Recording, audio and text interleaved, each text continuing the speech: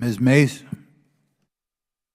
Thank you, Mr. Chairman, and good morning to our witnesses who are testifying today. I want to thank each of you for being here to discuss a topic of grave importance to our national security. Earlier this year, a Chinese spy balloon was shot down off the coast of my home state of South Carolina.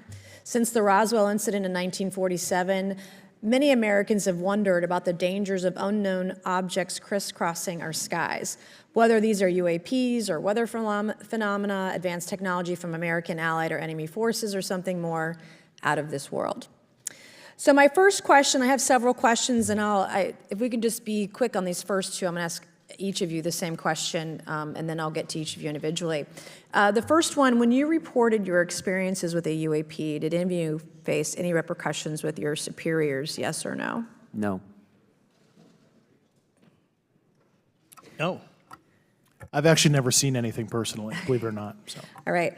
And then do you believe there's an active disinformation campaign within our government to deny existence of UAPs, yes or no? I don't have an answer to that. As previously stated publicly, yes. I think previously with like Project Blue Book, yes, but currently I don't speak for the United States government. Okay, thank you. I have a few questions for Mr. Graves. What percentage of UAP sightings in your belief go unreported by our pilots? This is an approximation based off of my personal experience speaking with a number of pilots, but I would estimate we're somewhere near 5% reporting perhaps. So like 95% basically don't report seeing UAPs? That's just my personal estimate. In the incident off Virginia Beach, do you believe the Navy took the danger to your aircraft seriously after it was reported? Absolutely. A few questions for Mr. Favor. As an expert naval aviator, have you ever seen an object that looked and moved like the Tic Tac UAP? No. Did the Tic Tac UAP move in such a way that defied the laws of physics? The way we understand them, yes. Many dismiss UAP reports as classified weapons testing by our own government, but in your experience as a pilot, does our government typically test advanced weapon systems right next to multi-million-dollar jets without informing our pilots? No, we have test ranges for that. It took over 15 years for your encounter with the Tic Tac to be declassified. Do you feel there was a good reason to prevent lawmakers from having access to this footage? No, I just think it was ignored when it happened, and it just sat somewhere in a file, never got reported. In a drawer. It happens a lot up here. Shocker.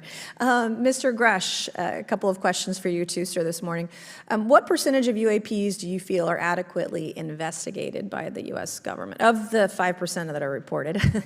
I can only speak for my personal leadership over at NGA. I tried to look at every report that came through that I could triage. So.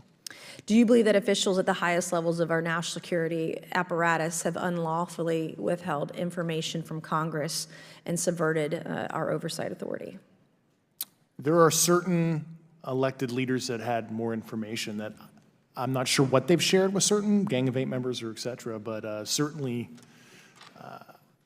I would not be surprised. Okay. You've stated that the government is in possession of potentially non-human spacecraft. Based on your experience and extensive conversations with experts, do you believe our government has made contact with intelligent extraterrestrials? Something I can't discuss in public setting. Okay, I can't ask when you think this occurred. If you believe we have crashed craft, stated earlier, do we have the bodies of the pilots who piloted this craft? As I've stated publicly already in my News Nation interview, biologics came with some of these recoveries, yeah. Were they, I guess, human or non-human biologics? Non-human, and that was the assessment of people with direct knowledge on the program I talked to that are currently still on the program. And was this documentary evidence, this video, photos, eyewitness? Like, how would that be determined? The specific documentation I would have to talk to you in a skiff about. Gotcha. Yeah. Okay, so, and you may or may not be able to answer my last question, and maybe we get into a skiff at the next hearing that we have, but who in the government, either what agency, sub-agency, what contractors, who should be called into the next hearing about UAPs, either in a public setting or even in a private setting? And you probably can't name names, but what agencies or organizations, contractors, et cetera, do we need to call in to get these questions answered, whether it's about funding, what programs are happening, and what's out there? I can give you a specific cooperative and hostile witness list of specific individuals that were in those. And how soon can we get that list? I'm happy to provide that to you after the hearing. Super, thank you, and I yield back.